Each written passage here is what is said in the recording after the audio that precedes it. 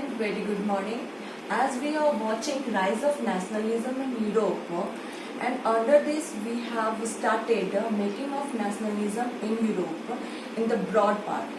अगर हम broad part में बात करें तो हम making of nationalism in Europe देख रहे थे और इसमें हमने अभी तक देखा कि कैसे एरिस्टोक्रेट और न्यू मिडिल क्लास का उद्भव होता है और कैसे जो न्यू मिडिल क्लास जो था वो हमारा एक लिबरल आइडियोलॉजी के साथ आता है और वो लोगों में लिबरल नेशनलिज्म को उत्पन्न करने की कोशिश करता है। अब यहाँ पर एक टर्म जो यूज होता है लिबरल आइडियोलॉजी, ये लिबरल आइडियोलॉजी आखिर बेस किस चीज पे है, आज हम इस सेक्शन में इसको देखने वाले हैं कि लिबरल आइडियोलॉजी आखिर है क्या। तो अगर हम लिबरल की बात करते हैं तो इस लिबर ये लैटिन शब्द के लिबर से इसकी उत्पत्ति हुई है जिसका अर्थ होता है फ्री। अब यहाँ पर फ्री, आखिर फ्री का क्या मतलब है? फ्री तो कई सेंस में होते हैं, तो अब यहाँ पे फ्री का जो मतलब है it means freedom of individual and equality of law before law, equality of all before law. अब कहने का मतलब क्या है कि यहाँ पर फ्रीडम इंडिविजुअल की आजादी से मतलब है कि लोग आजाद तरीके से सोच सके और आजादी के साथ अपना जीवन जी सके, और दूसरी तरफ कि प्रत्येक व्यक्ति नियम या जो भी कानून है उस देश का या उस स्टेट का उसके सामने समान रहे। यानी ऐसा नहीं है कि जैसे लोगों के क्लासेस को बांटा गया है, first class, second class, third class, जैसे कि हम देखते हैं उस समय के फ्रांस का जो सोसाइटी डिवीजन था, तो वैसे लोगों के साथ में बिहेव ना किया जाए, कोई ट्रीटमेंट वैसा ना किया जाए जिससे कि बायस्ड या अनइक्वल लॉ प्रतीत हो। ठीक है, अब यहाँ पर देखेंगे नेक्स्ट है गवर्नमेंट बाय कॉन्सेंट। अब यहाँ पर एक टर्म नया यूज होता है consent. What is the meaning of consent? यानी कि सरकार जो भी हो वो वहाँ के नागरिकों द्वारा चुनी जाए। अब नागरिक मोनार्की होती सिस्टम, तो यहाँ पे हम देखते हैं कि राजा या राजशाही परिवार द्वारा चुना गई सरकार है, लेकिन यहाँ पे हम कॉन्सेंट की बात करते हैं तो उस देश के रहने वाले नागरिक जो है वो खुद अपने लिए नेता को चुने, अपने लिए सरकार को बनाए या अपने रिप्रेजेंटेटिव को चुने। Now the next, constitution and representative government through parliament. अब यहाँ पर होता क्या है कि कॉन्स्टिट्यूशन होना चाहिए, तो कॉन्स्टिट्यूशन हम लोग जानते हैं कॉन्स्टिट्यूशन क्या है। कॉन्स्टिट्यूशन एक गाइडलाइन फ्रेमवर्क है, यानी कि किसी भी देश की सरकार जो है वो उस नियम, उस लॉ की बाउंड्री के अंदर रह के काम करे और साथ ही साथ कोई भी गाइडलाइन जो होती है देश की, अगर हम बात करते हैं अगर उस लॉ या बाउंड्री के अधीन नहीं रहेगी तो वो तो तानाशाही हो गई, वो डिक्टेटरशिप हो गया। तब वहां पर किसी भी तरीके से हम लिबरल सोच की बात नहीं कर सकते, लिबरल आइडियोलॉजी को इंट्रोड्यूस नहीं कर सकते हैं, और ना ही तो हम वहां बात कर सकते हैं डेमोक्रेटिक स्टेट की। लेकिन अगर हम डेमोक्रेटिक स्टेट बात करते हैं, डेमोक्रेटिक गवर्नमेंट की बात करते हैं, तो यहाँ पर सबसे इम्पोर्टेंट है कि जो भी हमारे पार्लियामेंट है, जो भी हमारी सरकार है, वो एक दायरे में रहकर, एक नियमों के बंधन में रहकर अपने देश को चलाए, अपने देश के लोगों का वेलफेयर करे या किसी भी प्रकार का डेवलपमेंट सोचे। फिर हम यहाँ पर देखते हैं एंड ऑफ ऑटोक्रेसी। अब यहाँ पे ऑटोक्रेसी के एंड होना चाहिए एंड क्लर्कियल प्रिविलेज। अब यहाँ पे दो शब्द जो हैं, अब बहुत घबराओगे इसे सुनकर, but no need to be very puzzle कि बहुत ज्यादा घबराने की जरूरत नहीं है। Clerical privilege and autocracy. Autocracy शब्द को हमने पहले भी यूज किया है और once again I am going to explain you कि जो राजा और राजा के जो संबंधी होते थे वो ऑटोक्रेसी होते थे या ऑटोक्रेटिक गवर्नमेंट हमने सुनी है, राजशाही जो एक सरकार होती थी। तो यहाँ पर उनको चेक करने वाला कोई नहीं होता था, जो उन्होंने कह दिया, जो उन्होंने नियम बना दिए, no one is going to recheck और चेक देयर पावर और चेक देयर लॉज कि क्या वो जो भी कह रहे हैं वो सही है उसको चेक नहीं कोई करने वाला होता था। तो ऐसे चीजों को यहाँ से हटाना चाहिए, खत्म करना चाहिए, और जो भी नियम बने, जो भी कानून बने, या जो भी सरकार जिस भी लॉ के तहत वर्क कर रही है उसको लोग रीचेक कर सके, यानी कि वो किस हद तक सही है, किस हद तक गलत है, इसको इवेल्युएशन किया जा सके। एंड द क्लर्कियल प्रिविलेज, अब यहाँ पे क्लर्कियल प्रिविलेजेस का क्या मतलब होता है, तो आप समझो कि हमने देखा था पहले फ्रांस की जो सोसाइटी थी फर्स्ट, सेकंड और थर्ड क्लासेस में बटी हुई थी। फर्स्ट क्लास में जो आते थे वो आपके प्रिस्ट, जो भी चर्च से रिलेटेड जो लोग होते थे, प्रिस्ट होते थे, स्पेशली हम बात करेंगे प्रिस्ट की, तो they all have called what term, कलर्जियल्स। तो ये कलर्जियल जो लोग थे, ये जो प्रिस्ट लोग जो थे, ये फर्स्ट सोसाइटी के जो फर्स्ट क्लास से बिलोंग जो करते थे, उनके पास जो स्पेशल प्रिविलेज होता था या स्पेशल प्रिविलेजेस जो उनको दिए गए थे, उन सारी चीज को अबॉलिश किया जाना चाहिए, खत्म किया जाना चाहिए, तभी हम इक्वलिटी ला सकते हैं। अगर हम उसको प्रिविलेज दें और स्पेशल ट्रीट करें उनके साथ है, तो हम इक्वालिटी की बात नहीं कर सकते हैं। तो लिबरल जो आइडियोलॉजी थी वो इस चीज पे डिपेंड करती है। नाउ फिर हम देखते हैं इनवियोलेबिलिटी फॉर प्राइवेट प्रॉपर्टी। अब यहाँ पर इनवियोलेबिलिटी का मतलब क्या होता है, तो प्रोटेक्शन देना।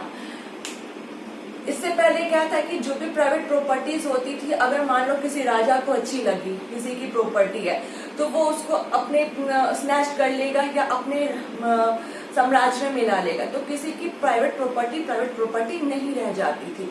तो यहाँ पर लिबरल आइडियोलॉजी के जो थिंकर्स थे, जो भी वर्कर्स थे, उनका ये मानना था कि किसी की भी प्राइवेट प्रॉपर्टी को प्रोटेक्ट किया जाना चाहिए। अगर लोगों ने किसी चीज में अपना इन्वेस्टमेंट किया है, अपने लिए किसी चीज को अगर खरीदा है या उसको प्रोड्यूस किया है, तो कुछ चीजें उनकी अपनी होनी चाहिए और उनका अपना ओनरशिप उन सारी चीजों में होना चाहिए।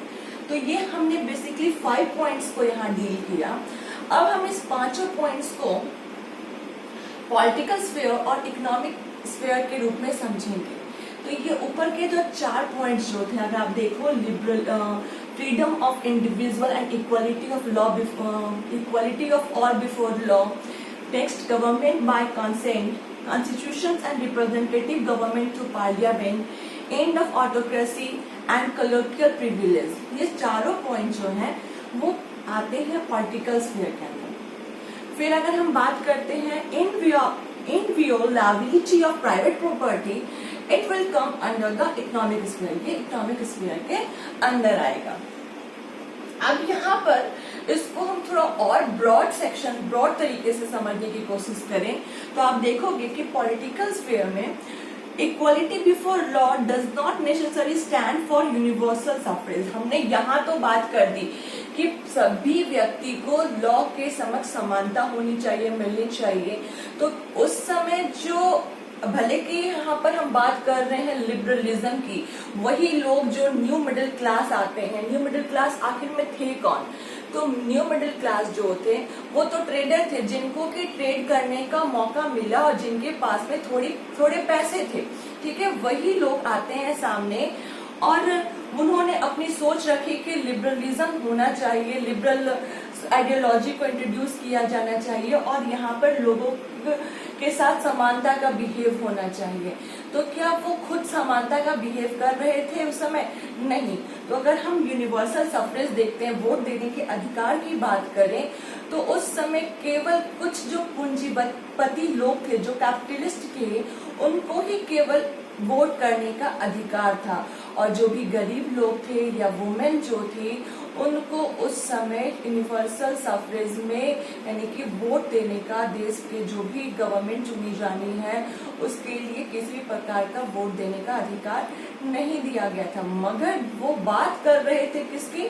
लिबरलिज्म की बात कर रहे थे, वो बात कर रहे थे equality of all before law की बात कर रहे थे, लेकिन वो खुद इस सोच पर आधारित, उनकी सोच जो थी इस आधार पर टिकी हुई थी कि वोट केवल वही पूंजीपति लोग ही दे सकते हैं, वही केवल सरकार को चुन सकते हैं। लेकिन फिर भी they are believing on liberalism. ठीक है, फिर हम यहाँ पे देखते हैं इकोनॉमिक स्फीयर की बात करें तो अब इसके अंदर क्या कहा गया, प्राइवेट प्रॉपर्टी की बात की जाती है ऑन ओवरऑल बेसिस, हमने जो देखा। अब यहाँ पर अगर हम देखें और इसको थोड़ा सा ब्रॉड तरीके से, तो freedom of market and abolition of state impose restrictions the movement of goods and services. अब यहाँ कहता है कि मार्केट में आजादी होनी चाहिए। मैंने अभी जस्ट थोड़ी देर पहले बताया कि जो भी न्यू मिडिल क्लास जो इमर्ज हुआ था वो थे कौन, वो ट्रेडर थे, वो व्यापारी थे, यानी कि जिसके पास थोड़ा पैसा आया तो उन्होंने ट्रेड करना शुरू किया और ट्रेड के थ्रू ही वो थोड़े बड़े बनकर एक नया वर्ग ही बन जाता है। ठीक है, ये हमने देखा था। तो यहाँ पर उनकी जो प्रॉब्लम थी, उनका जो डिमांड था वो था कि मार्केट हमें फ्री रूप से मिलना चाहिए, किसी प्रकार का रिस्ट्रिक्शन नहीं होना चाहिए मार्केट में, ट्रेडिंग अच्छी तरीके से हम कर सके। दूसरी चीज है कि ऐसा था, मान लो कि एक ये स्टेट है, अब स्टेट पे यहाँ पे आप देखो 11 पार्ट्स है, अलग अलग तरीके से अगर इसको डिवाइड किया गया है तो इसमें एक एरिया से दूसरे एरिया में जाने के लिए भी हमको ये एक ही रीजन के अंदर ये कंप्लीट एरियाज आता है, लेकिन एक रीजन से दूसरे रीजन में जाने के लिए भी हमको अलग अलग टैक्सेस देने पड़ते थे। और स्टेट ने अलग अलग टैक्सेस इम्पोज कर रखे थे, तो जिससे कि व्यापारियों को, ट्रेडर्स को बहुत ही ज्यादा प्रॉब्लम होती थी और एक बड़ी राशि अपनी जो थी वो टैक्स के रूप में पे करनी पड़ती थी। तो इसलिए वहां पर ये जो ट्रेडर ग्रुप जो था, मर्चेंट ग्रुप था, उनका ये कहना था कि ये जो स्टेट इम्पोज रिस्ट्रिक्शन जो है हमारे लिए, एक स्टेट से दूसरे स्टेट में जाना, एक से दूसरे स्टेट में जाना और अलग अलग प्रकार के जो टैक्सेस हमें देने पड़ते हैं उनको अबॉलिश किया जाए, उनको पूर्ण रूप से खत्म किया जाए और हमारे गुड और सर्विसेज भी हैं जो आसानी से एक जगह से दूसरी जगह पहुंच सके, ऐसी हमें सुविधा प्रोवाइड की जाए। ठीक है, now next we will see differences in weight, measure and currency. अब हम देखते हैं कि अलग अलग एक ही रीजन, एक ही जो हमारा अगर आप बोलो कॉन्टिनेंट है, एक एरिया है, तो इसमें हम देखते हैं कि अलग अलग पार्ट में कम से कम 30 से भी ज्यादा, ठीक है, 30 प्लस जो करेंसीज चलती थी और साथ ही अलग अलग वेट और मेजर के स्टैंडर्ड थे। जैसे कि हम एग्जांपल के तौर पे लेते हैं एई, तो ये एई जो है एक मेजरमेंट थी और ये मेजरमेंट जो थी कपड़े से रिलेटेड थी। अगर आप देखो कि एक एरिया में जैसे कि फ्रैंकफर्ट में देखो तो इसका जो मेजरमेंट होता था वो कहीं 65 सेंटीमीटर होता था। फिर आप अगर दूसरे एरिया में जाओ तो कहीं पे ये 54 था, तीसरे एरिया में जाओ तो कहीं पर ये 53 सेंटीमीटर होता था। यानी कि एक ही कपड़े की जो मेजरमेंट हमने किया एली नाम से, उस मेजरमेंट को अगर हम दूसरे पर्टिकुलर एरिया में लेकर जाते हैं तो वो मेजरमेंट जो है वो बदल जाता था।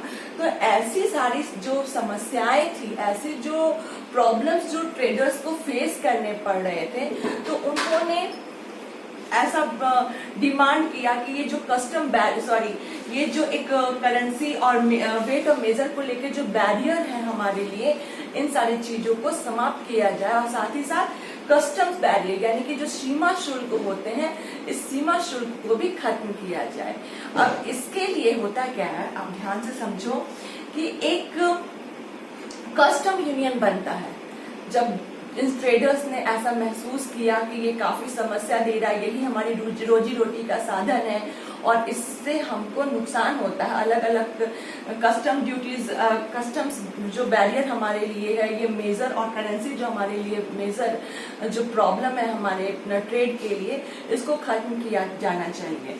तो यहाँ पर एक यूनिफाइड इकोनॉमिक टेरिटरीज जो होती है वो बनाई जाती है, यानी कि हम सब मिलकर एक ऐसी टेरिटरी को बनाएंगे जहां पर कि हम जो अलग अलग हमको कस्टम ड्यूटीज देनी पड़ती है या अलग करेंसीज को फॉलो करना पड़ता है, अलग प्रकार के मेजर्स जो वेट और मेजर्स के जो मापदंड है उसको फॉलो करना पड़ता है, तो हम उन सारी चीजों को नहीं करेंगे, बल्कि हम एक स्टैंडर्ड मेजर को यूज करेंगे और इन सारी चीजें जो हमारी कस्टम्स बैरियर्स है उनको रोकेंगे। तो इसके लिए उन्होंने क्या किया, एक यूनिफाइड इकोनॉमिक टेरिटरी बनाई गई जॉलिवेरियन, जिसका नाम क्या था, जॉलिवेरियन। इसको हम कस्टम यूनियन भी कहते हैं। इस कस्टम यूनियन को ही जॉलिवेरियन के नाम से जाना जाता है, जिसका इनिशिएटिव, जिसको बनाने का प्रुशिया ने लिया था। और बाद में इसमें आकर कई जर्मन स्टेट जो थे वो ज्वाइन हो गए। और ये जो स्टैब्लिश हुआ, ये 1834 में स्टैब्लिश हुआ। कब स्टैब्लिश किया गया, 1834 में स्टैब्लिश किया गया। और इसमें जो 30 से ज्यादा जो करेंसी थी उसको रिड्यूस करके, इसको कम करके 2 कर दिया गया, यानी कि पूरे ओवरऑल रीजन में सिर्फ 2 ही करेंसी को फॉलो किया जाएगा, 2 ही करेंसीज के थ्रू ट्रेड किया जाएगा। तो इस तरीके से हमने देखा कि कैसे अपने इकोनॉमिक को यूनिफाइड करके एक उसमें हम देखेंगे कि एक इम्प्रूवमेंट, एक डेवलपमेंट लाके लोगों ने नेशनलिज्म को, मतलब कि नेशनलिज्म को और ज्यादा बढ़ाया, नेशनलिज्म के फोर्स को और ज्यादा इंक्रीज किया। ठीक है, तो अब नेक्स्ट वीडियो में जो हम देखने वाले हैं वो हम देखेंगे रिस्टोरेशन ऑफ कंजर्वेटिव गवर्नमेंट। ठीक है, now thank you very much.